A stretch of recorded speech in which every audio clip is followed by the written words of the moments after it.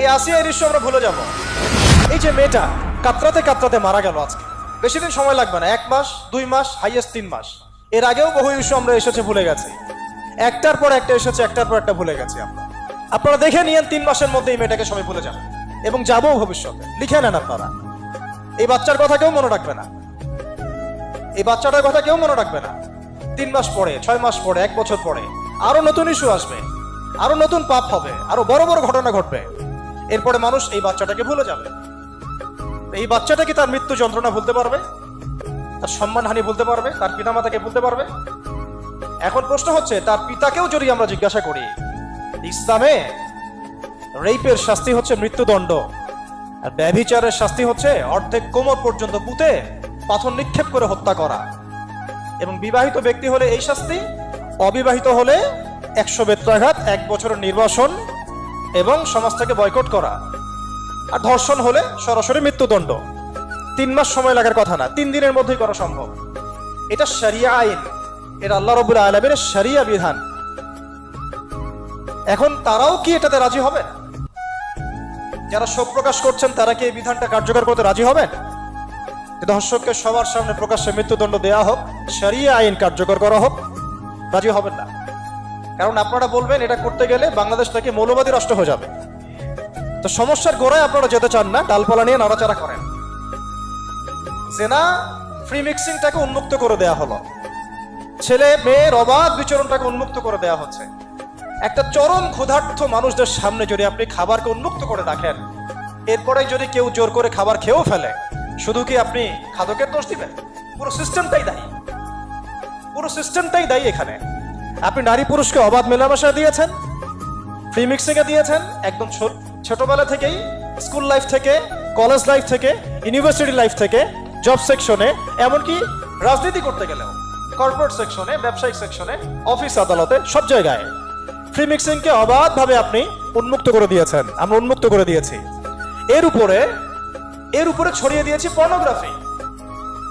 Pornography সবার ফোনে ফোনে।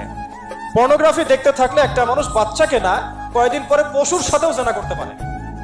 যদি সামনে দেখেন যে মানুষ পশুর সাথে জেনা করেছে, আপনারা অবাক হতে পারেন, আমি অবাক হব না। কারণ পর্নোগ্রাফি মানুষকে পশুর সাথেও জেনা করতে শেখাবে। বাচ্চা তো কিছুই না। এর উপর আছে বিবাহ বহির্ভূত সম্পর্ক, ব্যভিচার, জিনা, ফ্রি মিক্সিং, ভ্যালেন্টাইন্স ডে মতো দিবসগুলো পালন করে ছেলে মেয়ের অবাধ মেলামেশা। আর এই জেনাগুলোকে আমরা বলছি কাছে আসার গল্প, যেখানে ওর উপরে 100 বেত্রাঘাতের শাস্তি অলরেডি মজুদ হয়ে গেছে। আর কতগুলো যে জেনা হয়েছে এটা তো আল্লাহ পাক ভালো জানেন। একটা দুইটা তো করে নাই, একটার পর একটা চেঞ্জ করেছে। বিবাহিত ব্যক্তি পর্যন্ত অন্যের স্ত্রীর সাথে জেনা করেছে। আর এটা তো ধর্ম তো অনেক বড় বিষয়, ধর্ম তো অনেক বড় বিষয়। এটা তো একটা মানবতা বিরোধী অপরাধ, এটা তো একটা মানবতা বিরোধী অপরাধ। এখন সমস্যা কি এক কেন্দ্রিক? এটা বহুমুখী সমস্যা।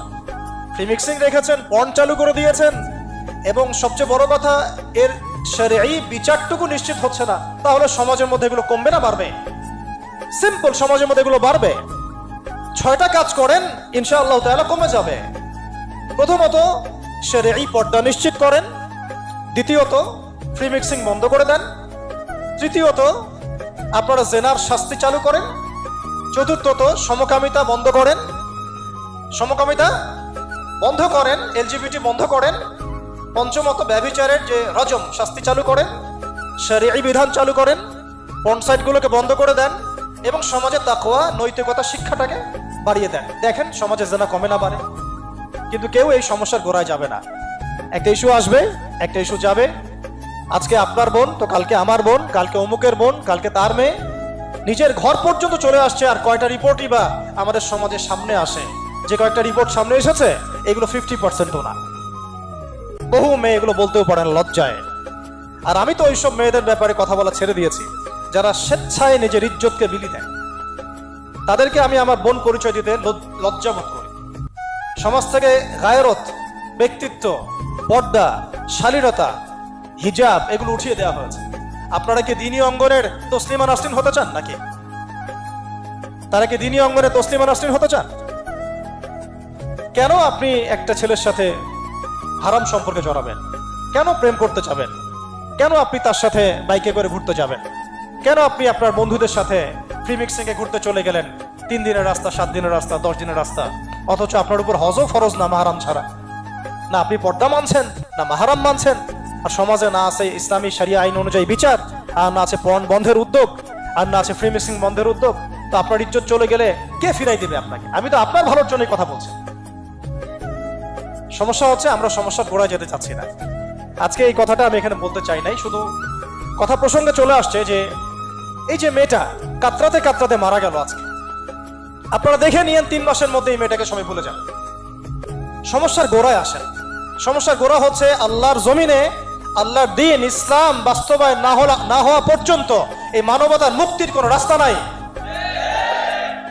আল্লাহর কসম করে বলতেছি, আল্লাহর জমিনে ইসলাম, কোরআন, সুন্নাহ, রাসূলের আদর্শ বাস্তবায়ন হওয়ার আগ পর্যন্ত এই জাতির স্বাধীনতা বলে কোনো শব্দ নাই, এই মানবতার মুক্তির কোনো পথ নাই। কেউ আমরা স্বাধীন না, কেউ আমরা আমাদের ইনসাফ ন্যায্য অধিকারটুকু পাবো না। কালকে আপনার ঘরে এই সমস্যাগুলো আসলে আপনি এটাকে প্রতিহত করতে পারবেন না। বিচার চেয়ে বেড়াবেন এক মন্ত্রণালয় থেকে আরেক মন্ত্রণালয়, ফাইল ঘুরতে থাকবে, আপনার কেস বন্ধ হয়ে যাবে, আপনার বোনের ইজ্জত ফিরে আসবে না। আর রাসূল সাল্লাল্লাহু আলাইহি ওয়াসাল্লামের জামানায় আপনি আমাকে রেপের ঘটনা দেখান কয়টা ঘটেছে? সাহাবীদের জামানায় রেপের ঘটনা দেখান কয়টা ঘটেছে? জেনার ঘটনা দেখান না কয়টা ঘটেছে? ব্যভিচার কয়টা ঘটেছে? চুরি বা কয়টা হয়েছে? শোন কয়টা হয়েছে? ডাকাতি কয়টা হয়েছে? একটা দুইটা রেয়ার আপনি ঘটনা দেখাতে পারবেন। এবং যখন সেই ঘটনা ঘটেছে ইনস্ট্যান্ট দেন এন্ড দেন নবী সাল্লাল্লাহু আলাইহি ওয়াসাল্লাম শরীয়ত আইন বাস্তবায়ন করেছেন। তিনি শুধু মানুষকে তাকওয়ার ওয়াজ নসিহত করেন নাই, বরং আল্লাহর আইনও বাস্তবায়ন করেছেন। এই দুইটা সমানুপাতিক ভাবে চলতে হবে সমাজের মধ্যে। শুধু তাকওয়ার ওয়াজ করেই সব বন্ধ করা যাবে না, আইনও বাস্তবায়ন করতে হবে। তখন দেখবেন সমাজ সমান্তরাল ভাবে চলবে, একটা আলোকিত সমাজ বিনির্মাণের দিকে আমরা হাঁটতে পারবো ইনশাআল্লাহ। শুধু আমি ওয়াজ করে যাব, আইনের কোনো বাস্তবায়ন নাই, আবার আইন বাস্তবায়নে কথা বলবো, তাকওয়ার কোনো সমাজ নাই, এভাবে হবে না। দুটো একসাথে চলতে হবে। আমরা দুটো থেকেই সমাজকে বিচ্ছিন্ন করে ফেলছি। স্কুল লাইফ থেকে তাকওয়ার শিক্ষাটাকে আস্তে আস্তে শেষ করে ফেলছি। আমি তো দেখালাম তাকওয়া তো শিখবেন আপনি কোরআন থেকে, হাদিস থেকে, সিরাত থেকে, সেটাই তো আমরা পড়ি নাই। আমি চ্যালেঞ্জ করতে পারি আমাদের স্টুডেন্টদেরকে, আল কোরআনুল কারীমের 10টা সূরার অর্থ তারা বলতে পারবেন না, হাদিসের মধ্যে 100টা হাদিস তারা মুখস্থ বলতে পারবেন না। রাসূল সাল্লাল্লাহু আলাইহি ওয়াসাল্লাম পবিত্র জীবনী তারা 20 বছরে একটা কিতাবও একাডেমিক্যালি পড়েন নাই। ইসলামের ইতিহাসের একটা কিতাব একাডেমিক্যালি পড়ানো হয় নাই। তাসকিয়া সংক্রান্ত একটা কিতাব পড়ানো হয় নাই। ফিকহের উসুলে ফিকহ ছাড়া আপনি কিভাবে চলবেন?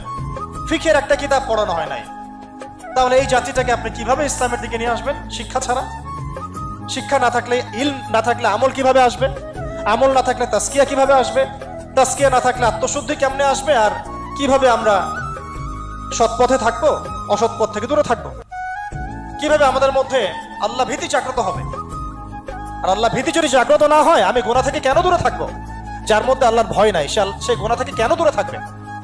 তার মধ্যে তো আল্লাহর ভয় নাই। তা আমরা তাকওয়া বিবর্জিত সমাজ প্রতিষ্ঠার দিকে এত মেহনত করেছি বিগত প্রায় 50, 60, 70 বছর থেকে। কিন্তু আগামীর বাংলাদেশে আমরা এটা আর দেখতে চাই না। আমরা আগামীর বাংলাদেশে দেখতে চাই প্রত্যেকটা সেক্টরে যেন তাকওয়া নিশ্চিত হয় এমন ব্যবস্থা গ্রহণ করতে হবে, এবং একই সাথে আল্লাহ রাব্বুল আলামিনের জমিনে আল্লাহর বিধানগুলোও বাস্তবায়ন করতে হবে। শুধু তাত্ত্বিক কথাবার্তা বলে, দুঃখ প্রকাশ করে, শোক প্রকাশ করে কোনো লাভ হবে না, যতক্ষণ পর্যন্ত না আমরা আল্লাহ পাকের জমিনে তার আইন এবং বিচারগুলোকে বাস্তবায়ন করতে পারবো। আর আল্লাহর কসম করে বলছি, আল্লাহর জমিনে আল্লাহর বিধান বাস্তবায়ন হলে সমাজে পাপের হার তো কমে আসবেই। সমাজে পাপের হার তো কমে আসবে। কোন কাফের, মুশরিক, মুরতাদ জনগোষ্ঠী আমাদের দিকে চোখ তুলে তাকাতে পারবে না ইনশাআল্লাহ। আমাদেরকে দাসত্ব শৃঙ্খলে আবদ্ধ করতে পারবে না ইনশাআল্লাহ। সব কথার শেষ কথা ভাই, যে আমরা দুনিয়াতে এসেছি লিমিটেড টাইমের জন্য।